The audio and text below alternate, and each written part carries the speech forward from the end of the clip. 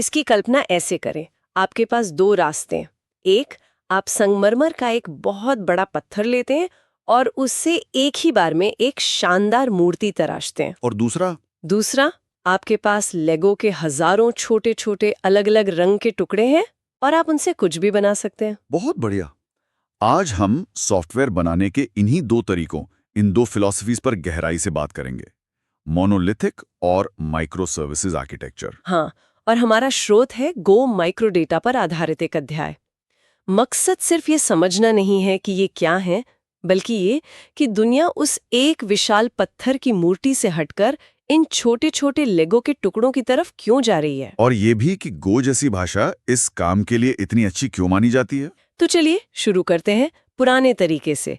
स्रोत इसे मोनोलिथ कहता है, लेकिन सच कहूं तो एक ही जगह पर सब कुछ होना काफी सरल लगता है। एक टीम, एक कोड बेस, एक एप्लीकेशन। बिल्कुल, शुरुआत में ये सरल ही होता है। ये सबसे तेज और सबसे सीधा तरीका है। आप इसे एक केक की तरह सोच सकते हैं। एक केक कैसे? मतलब प्रेजेंटेशन लेयर यानी ऊपर की सजावट, बिजनेस लॉजिक लेयर यानी केक का फ्लेवर, और डेटा लेयर यानी केक का बेस, सब कुछ एक ही ओवन में एक साथ पकता है। हाँ, मतलब कोई झंझट नहीं, सब एक साथ एक ही प्रोसेस में चल रहा है, एक ही मेमोरी इस्तेमाल कर रहा है। एकदम। शुरुआत में एक सीआरएम एप्लीकेशन का उदाहरण दिया है।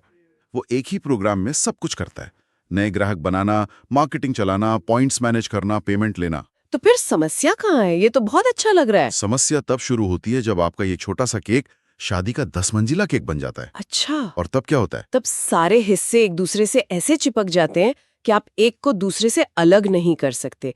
अगर आपको सिर्फ 10वीं मंजिल पर लगी चेरी का डिजाइन बदलना है, तो भी आपको पूरा का पूरा 10 मंजिला केक उठाकर वापस ओवन में रखना पड़ता है। लाव भी पूरे सिस्टम को डिप्लॉय करने की मांग करता है। हाँ, और अगर उस छोटे से बदलाव में कोई गड़बड़ हो गई तो पूरा का पूरा केक गिर जाएगा। बिल्कुल, एक हिस्से की गलती पूरे एप्लीकेशन को बंद कर सकती है। ये ना तो भरोसेमंद है और ना ही लचीला। और यहीं पर स्रोत कुछ बहुत दिलचस्प डेवऑप्स मैट्रिक्स का जिक्र करता है। अच्छा, ये मैट्रिक्स क्या है? ये सिर्फ तकनीकी शब्द है या इनका कोई असली मतलब भी है? इनका असली मतलब उस टीम से पूछिए जो रात के 3 बजे सिस्टम ठीक कर रही होती है। पहला है डिप्लॉयमेंट फ्रीक्वेंसी, यानी आप कितनी जल्दी जल्दी नए बदलाव लाइव कर पाते हैं। मोनोलिथ में तो ये बहुत कम होगा, है ना? क्योंकि हर बार रिस्क होता है। सही पकड़ा, टीमें महीनों तक रिलीज डालती रहती हैं। फिर आता है मीन टाइम टू रिकवर या MTTR। मतलब सिस्टम क्रैश होने के बाद उसे ठीक करने में कितना समय लगता है? हाँ, और मोनोलिथ के लिए ये एक बहुत बड़ा सिरदर्द है। अगर आपकी विशाल मूर्ति का सिर्फ एक हाथ टूटता है, तो आपको पूरी मूर्ति को ठीक करने में घंटों या दिन भी लग सकते हैं। और 1 घंटे के डाउन टाइम का मतलब तो लाखों का नुकसान हो सकता है। और मुझे लगता है चेंज फेलियर रेट भी इसी से जुड़ा होगा। क्या बात है, एकदम सही। यानी कितनी बार आपका नया बदलाव सिस्टम को क्रैश कर देता है। ये सारे मैट्रिक्स एक ही कहानी बताते हैं। जैसे जैसे मोनोलिथ बड़ा होता है, वो धीमा, नाजुक और बदलाव का दुश्मन बन जाता है। तो इस मोनोलिथिक दर्द से बचने के लिए इंडस्ट्री ने लेगो का रास्ता अपनाया, माइक्रो सर्विसेज। लेकिन क्या ये चीजों को और ज्यादा जटिल नहीं बना देता? सतह पर तो ऐसे ही लगता है, पर इसके पीछे का सिद्धांत बहुत शक्तिशाली है। स्रोत इसे रॉबर्ट सी मार्टिन के सिंगल रिस्पॉन्सिबिलिटी प्रिंसिपल से जोड़ता है, जिसका सीधा सा मतलब है हर टुकड़ा सिर्फ एक काम करे और उसे अच्छी तरह से करे। बिल्कुल। जैसे एक ई-कॉमर्स वेबसाइट में प्रोडक्ट दिखाने के लिए एक अलग सर्विस होगी, पेमेंट संभालने के लिए दूसरी, और सामान की डिलीवरी ट्रैक करने के लिए तीसरी। इसका सबसे बड़ा फायदा क्या है? मतलब अब तो कई सारी टीमें चाहिए होंगी। फायदा है आजादी।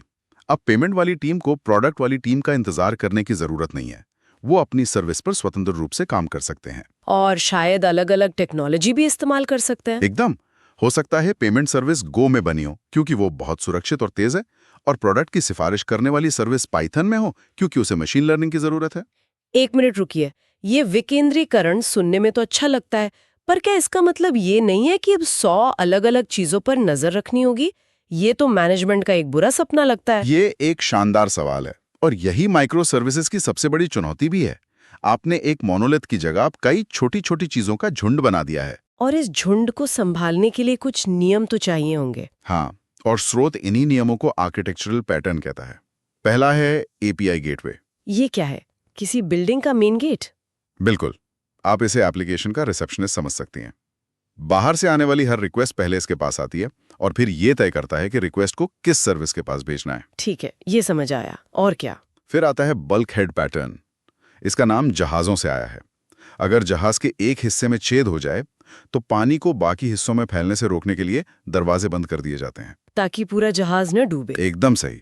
सॉफ्टवेयर में भी हम अपनी सेवाओं को ऐसे ही अलग अलग कमरों में बांट देते हैं। अगर पेमेंट सर्विस में कोई समस्या आती है तो हम उस कमरे का दरवाजा बंद कर देते हैं ताकि वो समस्या दूसरी सेवाओं तक ना फैले। मतलब आपकी वेबसाइट का एक हिस्सा डाउन हो सकता है लेकिन पूरी साइट बंद नहीं होगी। बिल्कुल। और इसी से जुड़ा है सर्किट ब्रेकर पैटर्न। जैसे घर में बिजली का फ्यूज। हाँ, जैसे ही कोई उपकरण बहुत ज्यादा पावर खींचता है, फ्यूज उड़ जाता है और उसकी पावर सप्लाई काट देता है ताकि बाकी घर में बिजली आती रहे। तो सर्किट ब्रेकर भी यही करता है। अगर कोई सर्विस बार बार फेल हो रही हो तो वो कुछ समय के लिए उस सर्विस को रिक्वेस्ट भेजना ही बंद कर देगा ताकि सिस्टम पर बेवजह का बोझ न पड़े। ये सारे पैटर्न बहुत शक्तिशाली लगते हैं, लेकिन ये सब अभी तक थ्योरी है। स्रोत इसे असलियत में कैसे बदलता है? क्या गो भाषा वाकई इन लेगो टुकड़ों को बनाने के लिए अच्छी है? और यहीं से चीजें व्यवहारिक होने लगती हैं।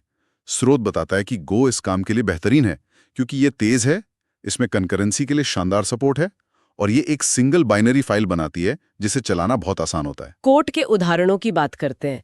स्रोत में कुछ फाइलों के नाम हैं, लेकिन ऑडियो में ये समझना मुश्किल है। क्या आप बता सकते हैं कि वे असल में क्या कर रहे हैं? यूजर रिक्वेस्ट को संभालने के लिए है। जैसे एक नया ग्राहक बनाओ तो हर फंक्शन, एक ग्राहक बनाना, सारे ग्राहक दिखाना, इस पहेली का एक छोटा केंद्रित टुकड़ा है। ये बिल्कुल सिंगल रिस्पॉन्सिबिलिटी का प्रैक्टिकल उदाहरण है। बिल्कुल। और दूसरा उदाहरण जिन फ्रेमवर्क का उपयोग करता है और एक और भी दिलचस्प कॉन्सेप्ट पेश करता है, मैसेज क्यू। मैसेज क्यू, ये क्या होता है? सोचिए, आपको अपने दोस्त को एक जरूरी मैसेज देना है लेकिन वो अभी फोन नहीं उठा रहा, आप क्या करेंगी? उसे एक व्हाट्सएप मैसेज भेजकर छोड़ दूंगी। जब भी वो ऑनलाइन आएगा वो पढ़ लेगा। मैसेज क्यू बिल्कुल इसी तरह काम करता है। ये सेवाओं के बीच एक वर्चुअल पोस्ट ऑफिस है। एक सर्विस, जिसे प्रोड्यूसर कहते हैं, एक मैसेज इस पोस्ट ऑफिस में डाल देती है और दूसरी सर्विस, जिसे कंज्यूमर कहते हैं, जब भी तैयार होती है उस मैसेज को उठाकर प्रोसेस कर लेती है। एकदम। इससे दोनों सेवाएं एक दूसरे से पूरी तरह से अलग हो जाती हैं।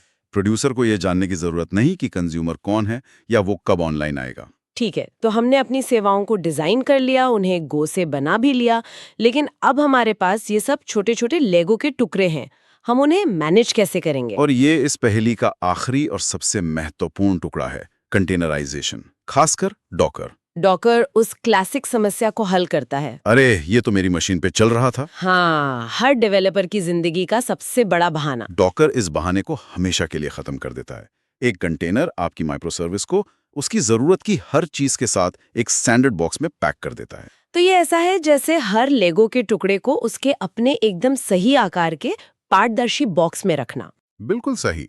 अब ये बॉक्स आपके लैपटॉप पर भी वैसे ही चलेगा जैसे प्रोडक्शन सर्वर पर।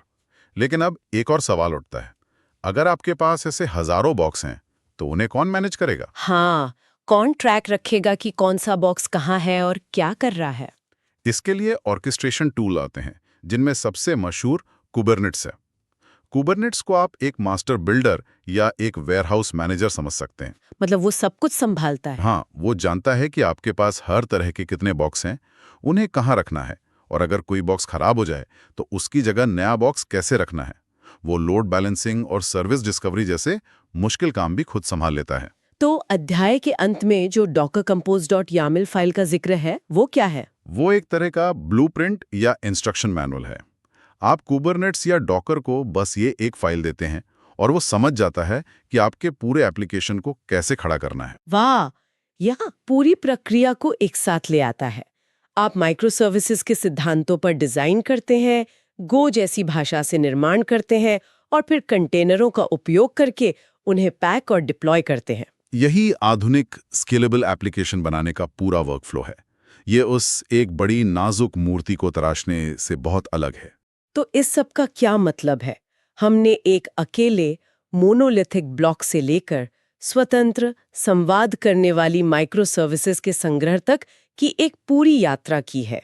मुख्य बात सिर्फ टेक्नोलॉजी में बदलाव नहीं, बल्कि सोच में बदलाव है। ये एक विशाल, कसकर बंधे इस सिस्टम से हटकर छोटे, लचीले और स्वतंत्र पुर्जों से एक एप्लीकेशन बनाने की ओर एक दार्शनिक बदलाव है। यह दृष्टिकोण बदलाव को गले लगाता है और अगर कुछ गलत होता भी है तो पूरे सिस्टम को गिरने से बचाता है। बिल्कुल। और अंत में सोचने के लिए एक विचार, स्रोत प्रति माइक्रो सर्विस एक डेटाबेस जैसे पैटर्न का जिक्र करता है। इसका मतलब है कि हर लेगो के टुकड़े का अपना अलग डेटा स्टोरेज होता है। हाँ, ये एक बहुत बड़ी चुनौती है। तो सोचिए, अगर हर सर्विस का अपना अलग डेटाबेस है, तो आप एक ऐसे लेनदेन को कैसे संभालेंगे जिसे कई सेवाओं में एक साथ डेटा अपडेट करने की जरूरत है, जैसे कि एक ऑनलाइन ऑर्डर। जब कोई बाय नाउ पर क्लिक करता है, तो आपको एक ही समय में इन्वेंट्री से आइटम कम करना है, ग्राहक के पॉइंट्स अपडेट करने हैं और शिपिंग की जानकारी दर्ज करनी है। अगर ये तीनों अलग-अलग सेवाएं हैं, तो ये कैसे सुनिश्चित होगा कि या तो ये तीनों काम एक साथ हों या फिर एक भी ना हो? हाँ, आप ऐसी स्थिति नहीं चाहते जहां पेमेंट तो हो जाए लेकिन इन्वेंट्री अपडेट ना हो। वितरित डेटा की यह चुनौती अपने आप में एक और गहरी पड़ताल का विषय है।